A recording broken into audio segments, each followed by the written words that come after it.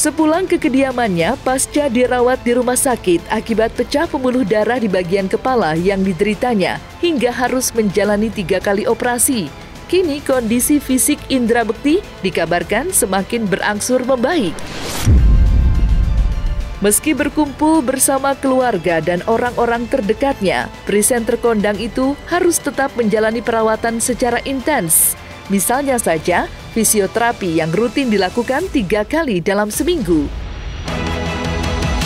Hal itu penting dilakukan, mengingat Indra Bekti masih mengalami gejala memori acak, serta penglihatannya yang masih belum jelas.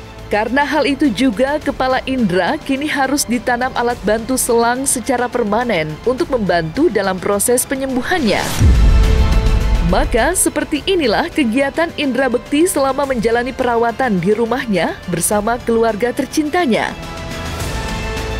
Alhamdulillah semakin membaik progresnya juga, kemudian udah semakin kelihatan lebih seneng gitu ya. Apalagi dia juga sekarang tiap pagi tuh maunya makannya di meja makan bareng sama anak-anak. Jadi dia nggak mau tuh dibawain makanannya ke kasur, ke kamar gitu.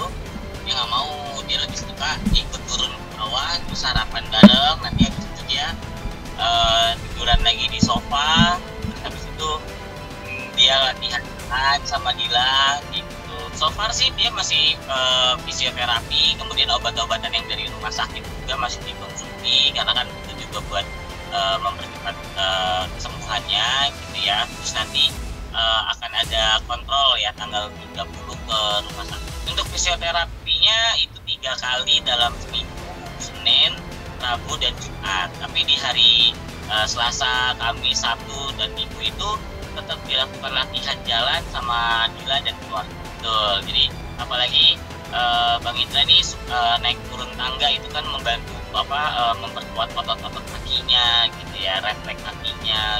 Ya jadi kalau untuk ngeblurnya itu kemarin itu kalau katanya karena ada darah yang sebelumnya itu menekan saraf penglihatannya, jadi agak sedikit kabur gitu penglihatannya. Tapi nanti dengan seiringnya waktu, berjalannya waktu dia akan larut. Insya Allah itu akan membaik, karena sekarang pun semenjak dipasang selang itu justru malah semakin membaik gitu. Sudah bisa melihat bentuk, bisa membedakan warna.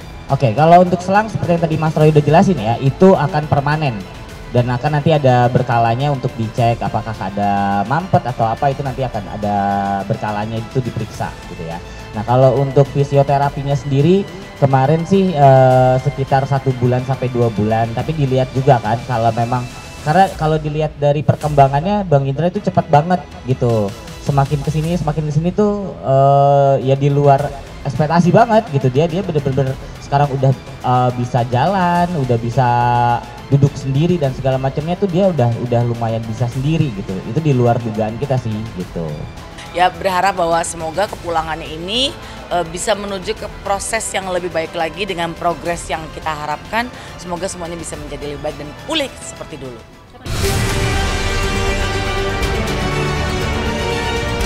Meski menunjukkan perkembangan yang menggembirakan, kondisi Indra Bekti belum sembuh 100%. Gejala memori acak yang kerap dialaminya memaksanya untuk terus melatih ingatannya yang dibantu oleh orang-orang terdekatnya. Kepulangannya ke rumah dinilai akan banyak membantu Indra Bekti untuk terus melatih ingatannya dengan cara berinteraksi dengan keluarga dan para kerabat terdekatnya. Meski gejala memori acak atau ingatan puzzle kerap dialaminya, namun yang menarik, Indra Bekti masih mengingat hafalan dan gerakan sholat.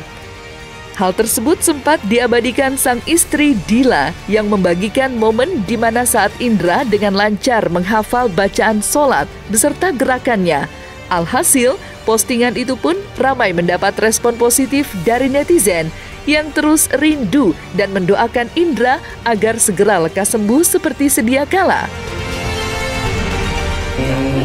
Terus aja tayamu, tangan kanan alhamdulillah, terus diingatkan untuk sholat. Bismillah ya.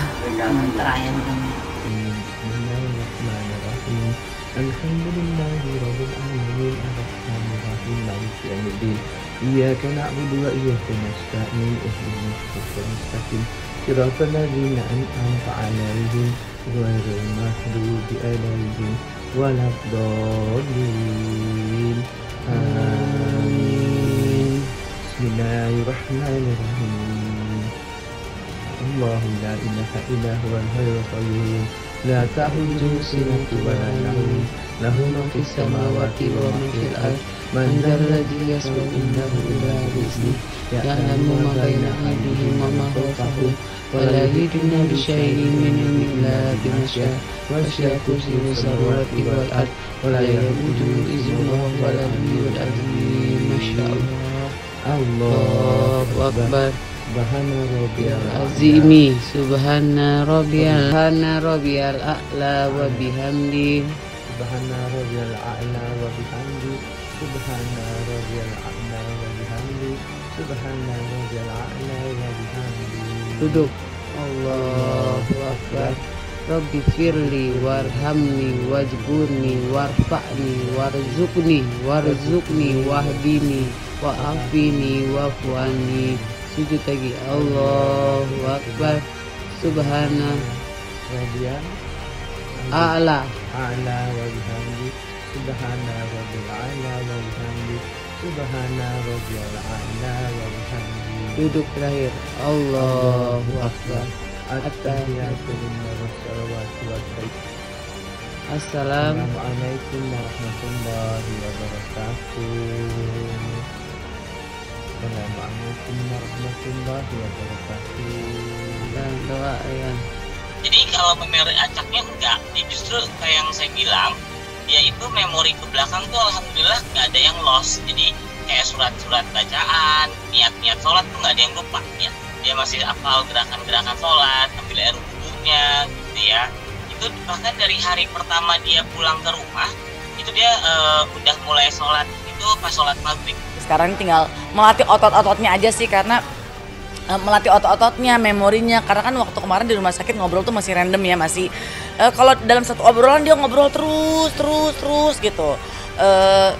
Terus kadang loncat-loncat, kadang inget apa. Nah diharapkan setelah kepulangannya ini kan mungkin bisa lebih banyak interaksi dengan orang rumah, terus mengingat hal-hal yang menyenangkan, dikelilingi orang-orang yang juga bisa bikin hati senang. Itu bisa membuatnya juga lebih happy, lebih tenang gitu. Ya kan tadi kan aku udah bilang meskipun ngomong tapi dia suka random, ada skip-skip kan, itu wajar-wajar aja. Iya, aduh itu bersyukur sekali ya, makanya berterima kasih untuk penanganan yang cepat. Karena kan kalau untuk ya aku bukan sok tahu sih, cuma mungkin dari beberapa kasus yang pernah ada seperti sahabat aku Mutia Kasim dulu, terus sekarang Bekti, memang kalau penanganan lebih cepat diharapkan penanggulangannya juga bisa lebih baik gitu loh. Karena kan tidak lebih dari 6 jam pada saat kejadian itu terjadi.